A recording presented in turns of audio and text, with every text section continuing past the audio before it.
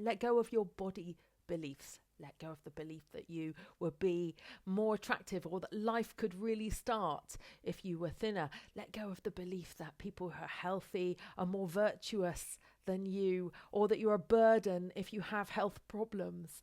Let go of the belief that you are less valuable as a human being because of anything to do with your body.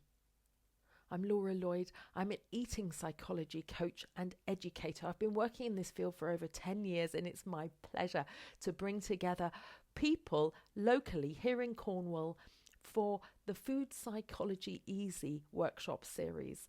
It takes place on Saturday mornings once a month in Ponsanooth Village Hall. We get together and I lead you through a bunch of psychoeducation and interactive pair work exercises where you really get to dig into the ideas, the motivations behind why you make the lifestyle choices that you do. So it doesn't matter what kind of eating style you have. It doesn't matter if you're man, woman, old, young. You can come along, and this will really support you to make positive, lifelong lifestyle change around food.